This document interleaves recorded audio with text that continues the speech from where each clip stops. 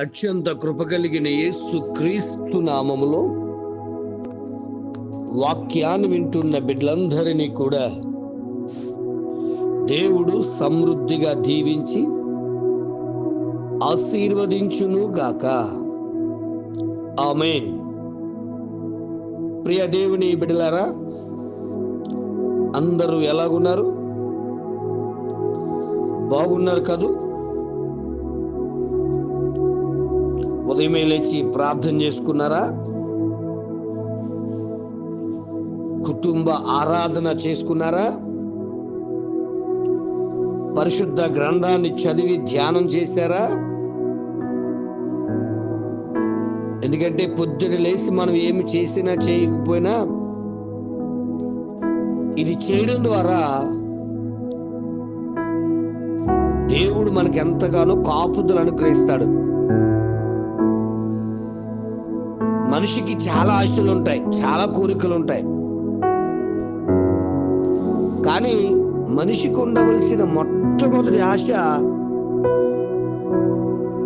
మరి కీర్తనకారుడైనటువంటి దావీదు గారు రాసుకున్నారు 84వ కీర్తన 2వ చరణంలో, యెహోవా మందిరావరణములను చూడవలనని నా ప్రాణము ఎంతో ఆశపడుచున్నది అంటారు. ఈ భక్తుడే మరొక చాట నీ స్వరూప దర్శనముతో నా ఆశను తీర్చుకుందును అని 17వ కీర్తన 15వ చరణంలో రాయబడింది.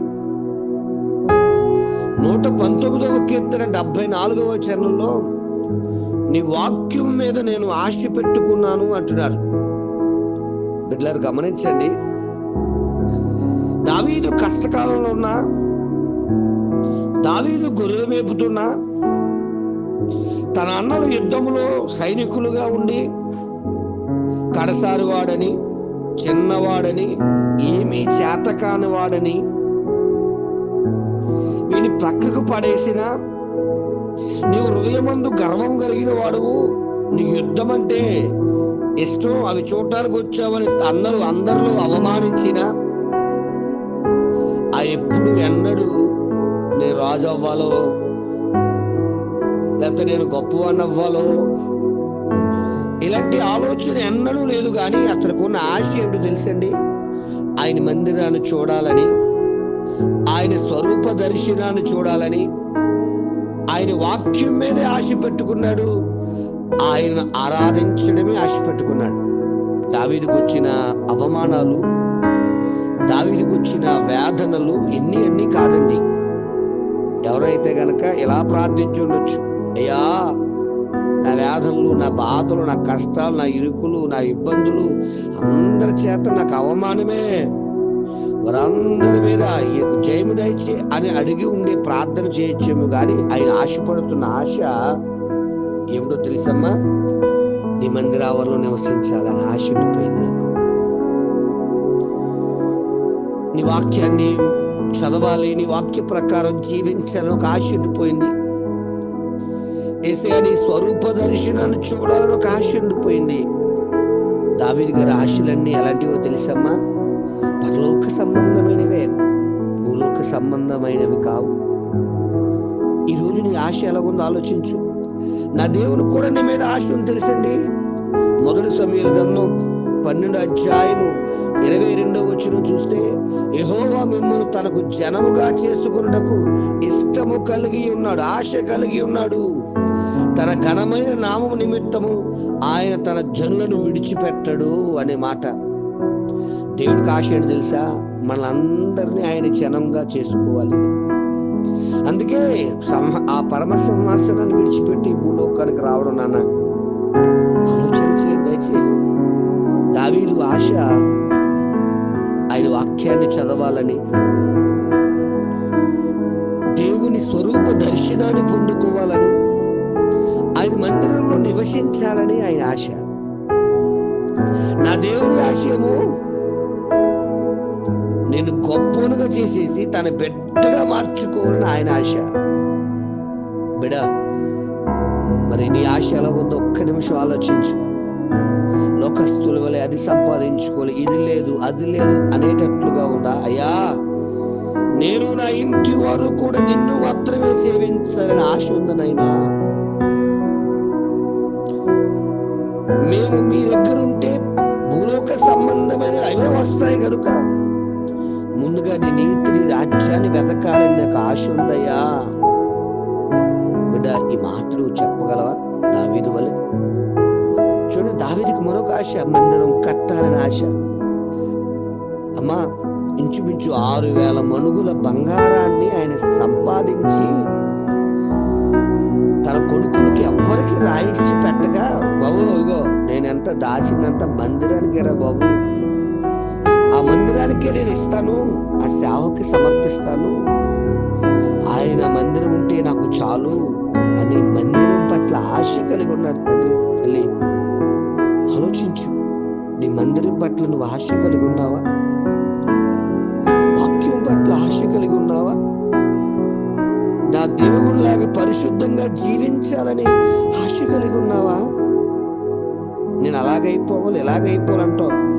దావీదు అలాంటి పనికిరాని జీవితంలో నుంచి మహారాజుగా మార్చబడ్డానికి కారణం ఆయనకున్న ఈ ఆశలేనమ్మా. మరి ఉదయకాల సమయంలో నీ ఆశ ఏమిటో, నీ కోరిక ఏమిటో ఒక్కసారి ఆలోచించి, భూలోక సంబంధమైనవా పరలోక సంబంధమైనవా? జాగ్రత్త, భూలోక సంబంధమైన వాటిలో ఉంటే నేను అంటాను, పాతాళానికి కూడా ఒక ఆశ ఉందంటండి. పాతాళం కూడా ఆశ కలిగి ఉందంట. యెషయా గ్రంథం మనం చూస్తే 5వ అధ్యాయం 14వ వచనంలో పాతాళం గొప్ప ఆశ పెట్టుకుని అపరిమితముగా తన నోరు తెరచుచున్నది, వారిలో గడులు, సామాన్యులు, ఘోష చేయువారు, హర్షించువారు పడిపోతాడు. ఆలోచించు, నువ్వు భూలోకమైన వాటి కొరకే ఇబ్బంది పడుతుంటే పాతాళం నోరు తెరుచుకుని ఆశతో ఎదురు చూస్తుందంట. సాతాను ఆశపడుతున్నాడు, ఎలాగో తెలిసి ఎవరిని పడగొట్టేద్దామా, ఎవరిని మృంగుతున్నాడు తిరుగుతున్నాడు. వాళ్ళ చేతులు పడకూడదని దేవుని మాటను ఈరోజు ఉదయకాల సమయంలో నీతో మాట్లాడుతున్నాడు. ప్రసంగి కూడా అంటాడు కదా, మీకు అర్థం చేసుకుంటే ప్రసంగ 2లో, సూర్యుని కింద నేను పడిన ప్రయాసం అంతటి విషయంలో నేను ఆశ విడిచేశాను. ఎందుకో తెలుసా? ఇంత డబ్బు, ఎంత అందం, ఎంత ఆనందం, ఎంత సుఖం, ఎంత సౌఖ్యం, ఎంతమంది భార్యలు, ఎంత ఎంత ఎంత ఏది. కొంతమంది ఏదో డబ్బు సంపాదించేద్దాం లేదా అది సంపాదించేద్దాం అనుకున్నారేమో. ప్రసంగి అంత ధనవంతుడు, అనగా సొలొమోను అంత ధనవంతుడు, సౌందర్యవంతుడు, జ్ఞానవంతుడు అంటున్నాడు. ఈ భూలోకమైన వాటి మీద ఆశపడితే అంతా శూన్యమే, వ్యర్థమే. ప్రభు కొరకు, ప్రభు పని కొరకు, ప్రభు పరిచర్య కొరకు, ప్రభు సన్నిధిలో దేవుని కొరకు నిలబడితే తప్పకుండా దేవుడు మనల్ని దీవిస్తాడన్న. మరి ఆ విధముగా మనం తయారవుదాం, ఆ విధంగా ప్రభు కొరకు ఆశపడదాం. ప్రభు సన్నిధి కొరకు, ఆయన మందిర ఆవరణములో గడపాలని, ఆయన మందిర ఆవరణను చూడాలని, గడపాలని, ఆయన వాక్యాన్ని చదవాలని, స్వరూప దర్శనాన్ని చూడాలని ఆశపడుతూ దేవుని కొరకు నిలబడదాం. దేవుడి మనకున్న ఆశలన్నీ తీరుస్తాడు. దేవుడు మనకు దీవించును గాక. తండ్రి, నీకు స్తోత్రాలనైనా యేసు నామములో మానవులమైన మేము ఆశపడవలసిన విషయాలు, నీ మందిరాన్ని చూడాలని, నీ స్వరూప దర్శనము చేయాలని, నీ వాక్యాన్ని చదవాలని, నీతో మాట్లాడాలని, నువ్వు ఇచ్చే ఆశీర్వాదాలు పొందాలని ఆశ కలిగి ఉండాలని వాక్యం మాట్లాడుతుంది. మేమైతే ఈ భూ సంబంధమైన వాటి యందు,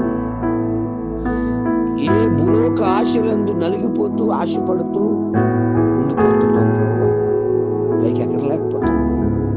క్షమించండి.